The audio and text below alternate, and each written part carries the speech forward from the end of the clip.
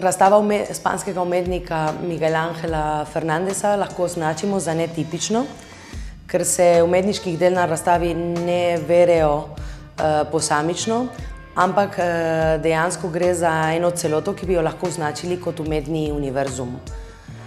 Skozi skulpturalne performativne situacije se umetnik presprašuje o pogojenost našega dojemanja in krhkost različnih konstelacij, ki dominirajo naše sedanje eksistence, kot so na primer ekonomija, tehnologija ali zasebni interesi.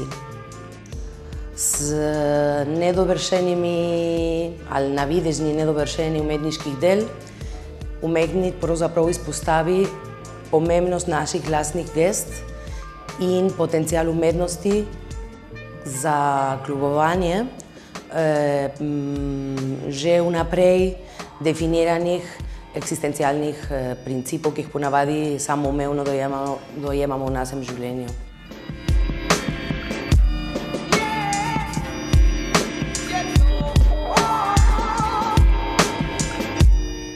Mislim, da pri uporabi materialov je značilno za umetnik to, da uporablja materiale, ki so navadni, ker so iz našega vsakdanja, ampak nekako je to ena metafora, ker se tiče našo človeško pozicijo, tudi nekako potrošništvo. Po drugi strani so vedno dejansko igrajo neko vlogo na razstavi, ki je pravzaprav simbol od znamenja, ki ga pustijo druge moči na našo samo eksistenco. Kot na primer, ko uporablja paleto iz gradbeništva ali kot uporablja navadni papir, na katerem je potem odtisnjen, so odtisnjene kovance ali bankovce, tudi ko uporablja na primer kot matrica podlaga za bomboniero.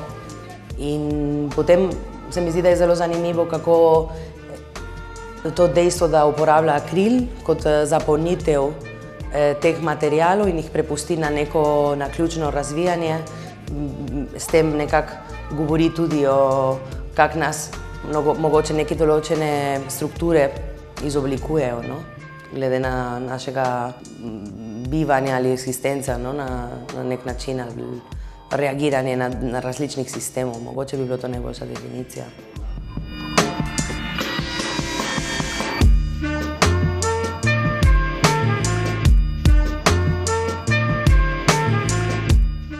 Kaj vidimo tukaj? Pravzaprav je ta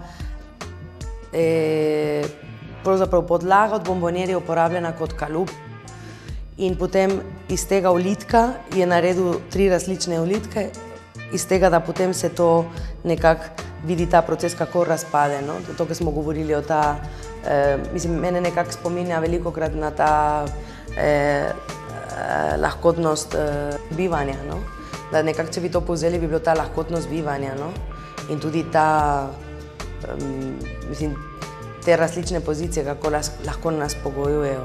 Mislim, da je da ta verjetno je najbolj ilustrativni primer od vsega tega, kaj je na razstavi, glede na to, da večinoma stvari, ki obstajajo na razstavi, niso niti vidne na prvi pogled.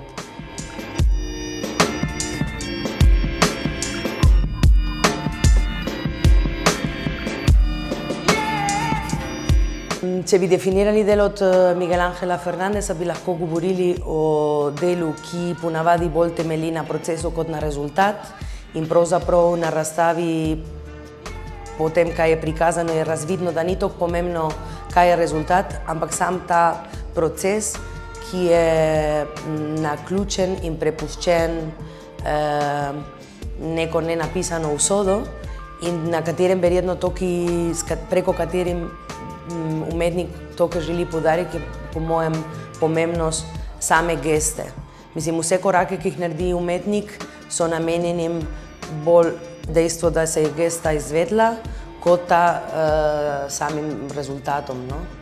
Nekako jaz bi to tako označila. Tako da nekako to, ki potem ostane na razstavo, je toliko je bolj nepredvidljivo in verjetno ni tako pomembno kot sama gesta od dejstva, ki je prej skoncipiral in se odločil za neke določene korake. Tako da večinoma umetniških del imajo kot podlago zamrznjeni črni akril, ki potem v teku otvoritve raztajajo ali odtajajo in potem od tega nastane umetniško delo, ki ga lahko vidimo v teku razstave.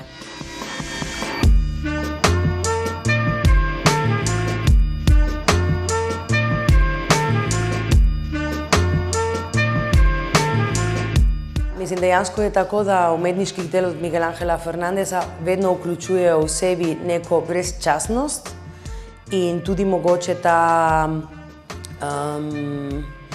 neko navidezno lahkotnost, ki v resnici govori o naše same eksistence, tako da ponavadi so odtise narejene in tudi razstavljeni kot kronološko, prvi odtis, tretji, drugi odtis, tretji odtis. In vedno se vidi nekako, kako se s časom tudi stvari sfižijo ali uničijo.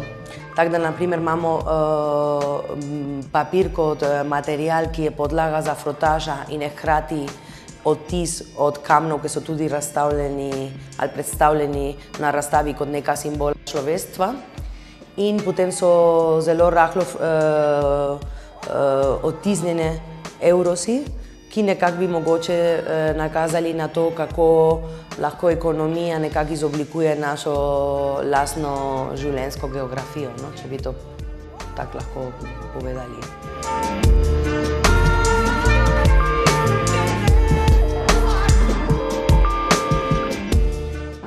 Umetnik se je odločil za to, da bo na razstavi v obliki nenavidezni bankovci in kovance odtisnil evrov. In je tako, da nekako ni na prvi pogled vidno, ampak nekako je to nekaj, ki dejansko je v prostoru in obstaja in definira ta univerzum, ki nas obkroži na tej razstavi. Da odvisno od pozicije lahko ene stvari perciviramo ali ne. In v tem primeru gre za glih ta glavna tema razstave, ki je ta pogojnost pri nas in percepciji. In mogoče je včasih spregled višjih močih, ki nas dominirajo. Si razumel, kaj bom rekel? Na razstavi je predstavljen posnetek, ki on sam izgovori v slovenščini svojega lastnega teksta. In nekako to je neka gesta, ki je bilo zelo jasno z začetka, da je usojena na propad, ker če ne znaš slovenščino in si tujec, verjetno bo zelo težko, da ti nekdo mogoče razume točno, kaj bi hotel povedati. Vedno je premagalo pri tem ta želje po, premagati ene določene meje in se približati k drugemu, ki je nekako tuje, no? Mislim, kot ta humanistični moment, ki obvlada dejansko tej razstavi in ki temelji na lastni gesti. Njegovega sogovorca in v katerem je odkril neozdravljivo obsesijo. Medtem kaj vidimo tukaj? Pravzaprav je ta tablet, zaradi tega, ker noter je pravzaprav slovar, na katerem so narisane dve figure, ki se ujemata občasno na ta filmček, ki ga potem on snemal. In nekako te oblike zrisujejo elipse in včasih se ujemajo, včasih pa seveda pride do neujemanja. In glih v tem nekako je tudi drug način, ki se je odločil za ta reprezentiranje, kako lahko včasih probamo se ujeti in nikoli ne bomo prišli do istega točka, ampak bo nekaj, ki bo nas držalo v enem določenem momentu skupaj.